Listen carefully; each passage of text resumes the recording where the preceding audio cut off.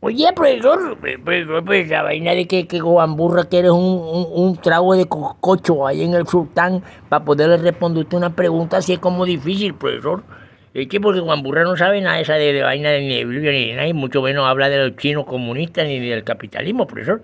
Bueno, querido estudiante, para responder esto, yo quiero a ustedes decirle que este libro ha sido muy manoseado por el hombre y le han quitado y le han puesto versículos atentando contra ellos mismos, empezando por los mismos romanos, por la misma Iglesia Católica, que a partir de Constantino nace un Constantino I, Constantino II, y de aquí viene una descendencia y un legado de herencia hasta que llegan a los Césares. Nosotros vemos que sí ha sido bien manipulado y las últimas Biblias más. Por ejemplo, esta Biblia de Testigos de Jehová. Ustedes miren esta rayita que está aquí. Aquí.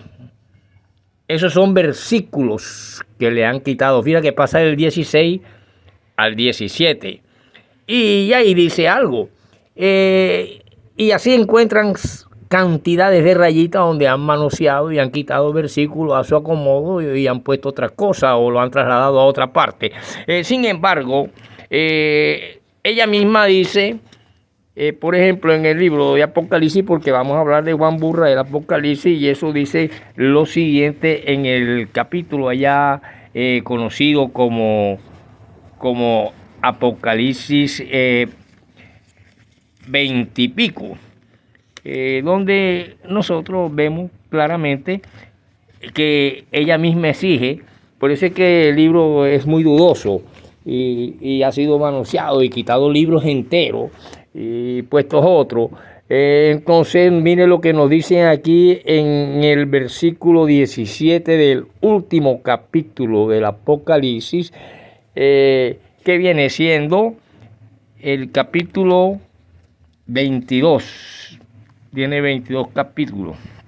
Y en el versículo 17 dice: el ángel me dijo, estas palabras son verdaderas y dignas de confianza, pero la han convertido los hombres en de poca credibilidad. Mire ya lo que le señalé allá, aquí, son versículos que le faltan a este capítulo de Marcos 7, y así encuentra usted cientos de rayitas en ese libro de los famosos testigos de Jehová. Y mire lo que dice aquí. El Espíritu Santo y la esposa del Cordero dicen: ven. Y el que escuche, diga: ven. Y el que venga, y el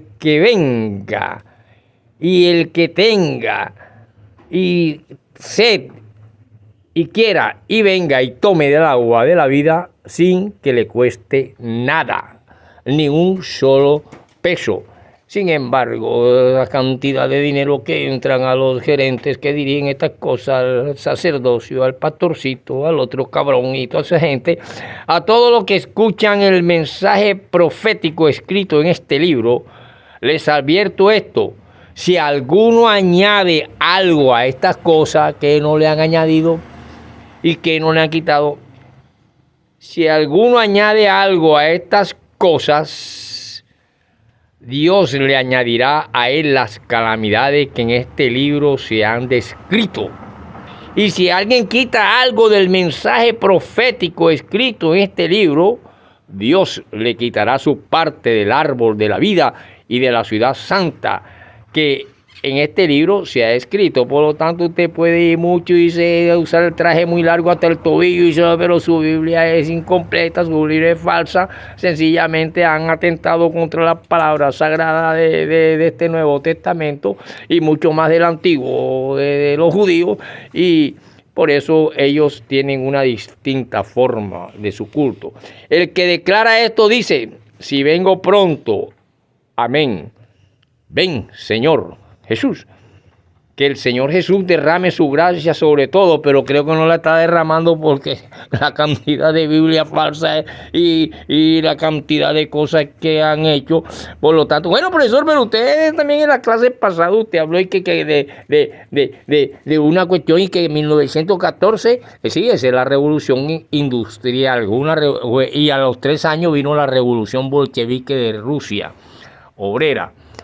Pero también anteriormente, en 1848, que era lo que yo me refería también cuando hablé de 1945, que es apenas un episodio de la Segunda Guerra Mundial, que no es revolución, las guerras mundiales no son revoluciones, que es una revolución, que es una guerra mundial alemana, hitleriana, 1945, porque ya la habían visto en 1944 otras batallas y desde el 30 y pico comienza la batalla de la Segunda Guerra Mundial, pero que la revolución de 1914 nos lleva a una cuestión que es la revolución industrial. Nace la máquina y el libro se convierte en instrumento empresarial e industrial y se maneja las conciencias, la academia, los libros que van a crear al hombre de hoy, y así el manipuleo y las cuestiones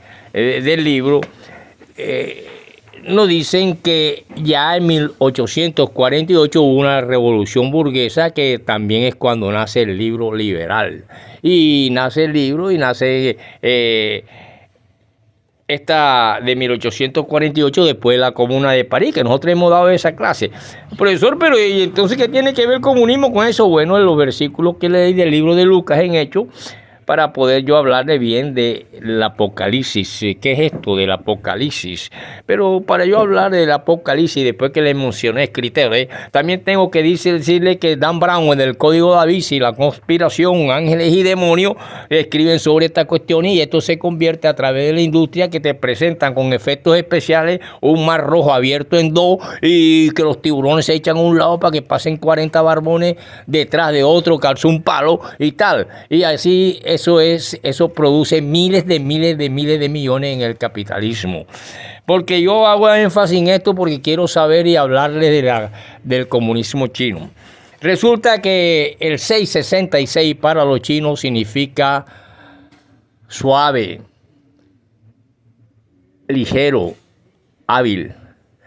Y resulta que también cuando vemos el origen de la sociedad china, vendrían siendo primos hermanos de los que descendieron del arca, de Jafet y de los semitas, del cual proviene Isaac, Jacob, toda esa gente, Abraham, que descendieron del arca, y también provienen los chinos, porque los chinos vendrían siendo los descendientes de Can, uno de los hijos de Noé, que se asentaron en toda la antigua Fenicia, en toda la antigua Palestina, Fenicia, Siro, Topé, todas esas cuestiones, Jopé, Franja de Gaza, todo ese poco de cantidades de gente que forman parte de los cananeos, que viene siendo nieto de Noé. Y de ahí provienen los chinos, según la Biblia.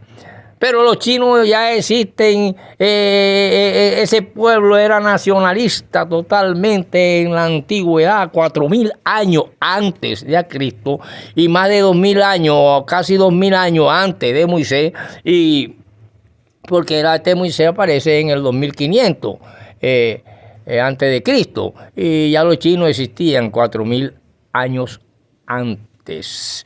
Y tienen 12 tribus que le llaman dinastías, y 4 importantes, como son la dinastía de Shun, la famosa dinastía que vimos en el bachillerato, Han, Yang y Shun. Y estas dinastías a nosotros nos dicen muchas cosas, y también el 666, que para ellos es otra cosa. Por lo tanto, cuando ya hablamos de comunismo, le dije que estaba reciente, porque aparece Segunda Guerra Mundial 1945, pero en el 49 Mao Zedong le da el título de República Popular China. En la antigüedad, con esta dinastía, por ejemplo, con la dinastía del Qin Qing, allá en el 221 a.C., ya existían esta dinastía y se le da esos títulos a los chinos, pero bíblicamente descienden del linaje de Can, hijo de Noé y de su nieto Canaán. Por lo tanto, los judíos, los cananeos y los afesistas de Rusia, bíblicamente, si vemos esta cuestión así, vendrían siendo primos hermanos. Pero no sé, son los que a través de un dios de guerra se dan clavo entre ellos mismos y tienen la humanidad como lo tiene. Y nace el famoso capitalismo de Smith, de Ricardo y de Keynes, que crea hoy en día el paralelismo que tiene en jaque mate a Estados Unidos, la sociedad espiritual más corrupta que ha visto sobre la tierra, peor que Sodoma y Gomorra. Por lo tanto, cuando nosotros hablamos de 1945 y aparece Mao en 1949, está reciente la China comunista, que es la que penetra al Alto Tíbet y en aquella cultura hindú o india, donde el jefe espiritual es el que desciende de Brahman, que era su padre, llamado el iluminado de Chequia, que es el famoso Buda. Pero Buda es más delgado que usted, profesor, sí, pero alzaba un arco, que se necesitaban 15 hombres para alzarlo y él con un dedo lo alzaba. Y desviaba una flecha que fuera a matar a un pájaro, él la desviaba con la mente para salvar al pajarito. Y este hombre caminaba en oro en su palacio y un día abandonó toda la riqueza para encontrar la iluminación. Y allá al Alto Tíbet de la India penetra el comunismo y nace el budismo tibetano, que es el que nos trae al Buda gordo. Ay, profesor, pero usted pase como el Buda gordo, tendría que comerse como 70 vacas, profesor, ni así, ni así, queridos estudiantes.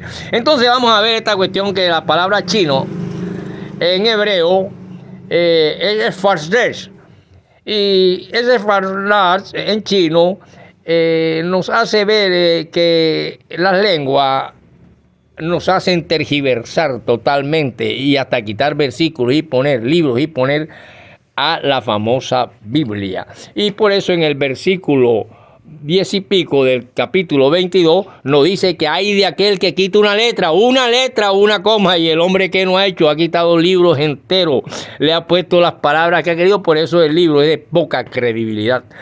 Por lo tanto, la industria hace que tú llenes un teatro porque van a presentar solamente con el nombre Moisés, el mártir del Calvario, el no sé qué, y eso crea miles de millones, y ahí el judío recogió todas aquellas cuestiones y se crea el gran imperio capitalista judío mundial.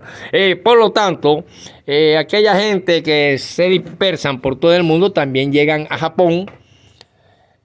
De Judea proviene la palabra Samaria, y al llegar a Japón, allá se produce la palabra samurái. Y en Oriente, en la China.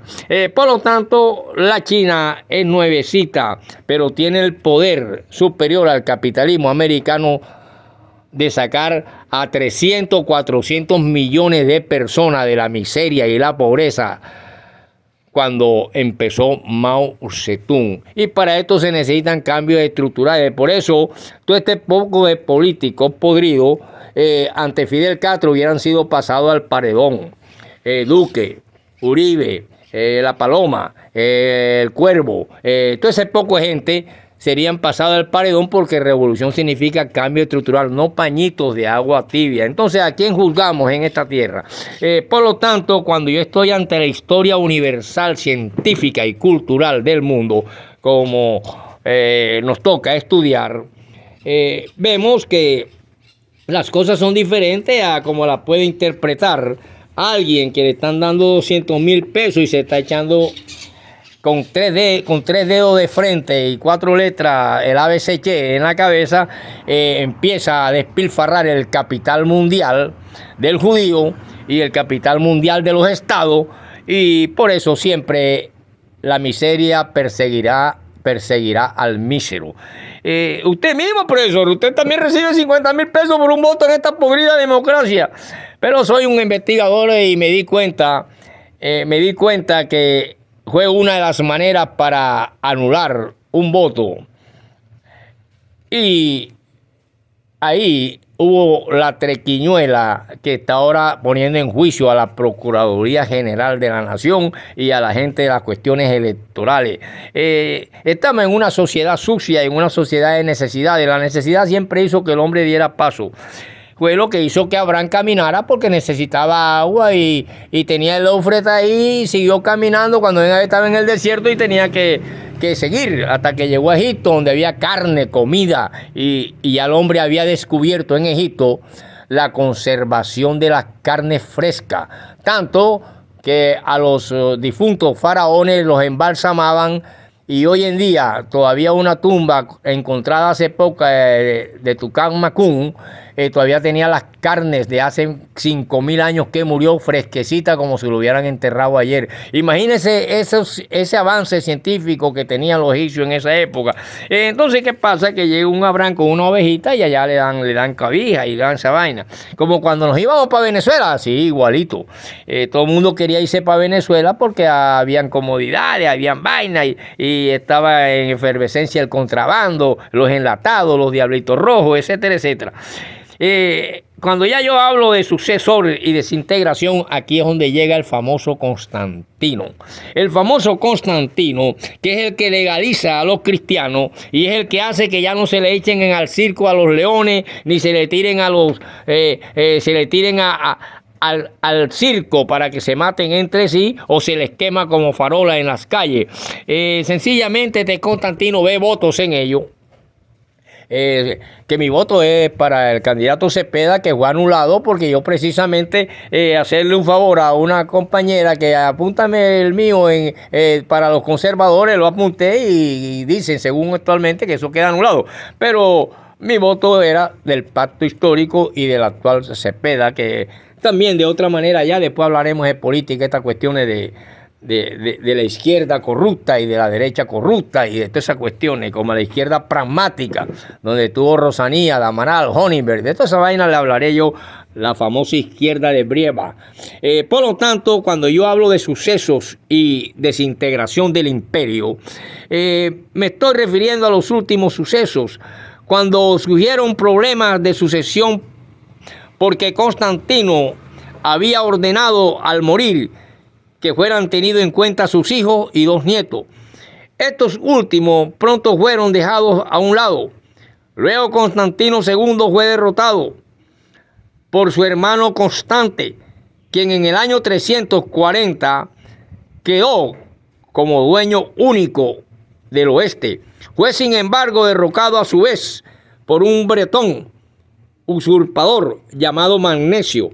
Hasta ese tiempo, Constantino II, el que viene sucediendo a esta dinastía de Constantino, que llega uno a legalizar el cristianismo, había estado ensarzado con Persia, pero seguidamente intervino en el oeste y derrotó a Magnesio y se convirtió en dueño de todo el imperio en el año 351. Derrotó a Magnesio y se convirtió en dueño. Este Constantino II se mantuvo en el oeste, protegiendo las líneas del Rin y del Danubio. Fue el principio, al principio, este Constantino fue reemplazado y apoyado por su sobrino Galo, quien se aseguró el nombramiento de César. Ahí empieza la dinastía de Césares en Roma. Más adelante, sin embargo, Galo fue ejecutado con cierta hazaña, con cierta fortuna contra franceses y alemanes, y en el año 357 lo derrotó totalmente un hombre de estas legiones llamado Argentorais, allá en Estrasburgo, tras lo cual reorganizó la provincia pero en el 361 fue proclamado emperador y empieza la época de los emperadores. Ojalá la jugada. César, a ver César, después emperadores, y así se va llegando poco a poco a una parte que nosotros tenemos que ver en el año 361 con esta cuestión de emperador, porque tuvo que enfrentar a los ejércitos de Constantino II. Ojo a la jugada. En Panonia. Y aquí se aseguró la posición de emperador único. Cuando Constantino murió, los dos habían aplicado y habían jurado mantener las disposiciones de aquel Constantino y habían abrazado la causa de Arrio, o la famosa doctrina de Arrio, que es donde provienen los famosos testigos de Jehová. Entonces, por lo tanto, esta doctrina de Arrio, que dice que el Padre no es de la misma sustancia del Hijo, ni el Hijo del Padre, y etcétera, etcétera, fue considerada como herejía, una herejía. Y así, de esta manera, llegamos al punto de enviar al obispo de Roma al destierro.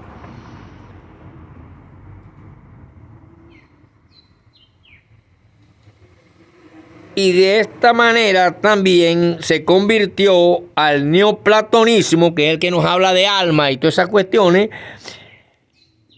pagano. Se convirtió en pagana esta cuestión del neoplatonismo y las cuestiones del alma, cuando se transformó en emperador este hombre en el año 361 al 363. Y durante este tiempo, que se considera tolerante, cuando aceptamos todos, sin analizarlo, sin razonar, con bastante ignorancia, nosotros vemos que aquí esta platónica teleología se basó en las cuestiones cristianas de adoración del sol. Ojo a la jugada. Pero en el periodo siguiente comenzó a excluir a los cristianos de las funciones públicas, y sus gobernadores, yendo más allá, ¿verdad, profesor? Ahí está, es pura política y poder realmente de las cuestiones religiosas. Por eso, sí, es que así como se lo dijo el judío, el creador de la ética geométrica, Baruch Spinoza, a su propio pueblo judío, por lo cual le recibió maldiciones de ellos y hasta negarle un vaso de agua a cualquier judío que lo viera. Por lo tanto, es uno de los grandes filósofos, Baruch Spinoza. Eso lo podemos ver a través de la luz de las cuestiones científicas y culturales y analizando la Biblia. Profesor, usted tiene 4 libros ahí. Y al fin, ¿qué nos dice el Apocalipsis, profesor?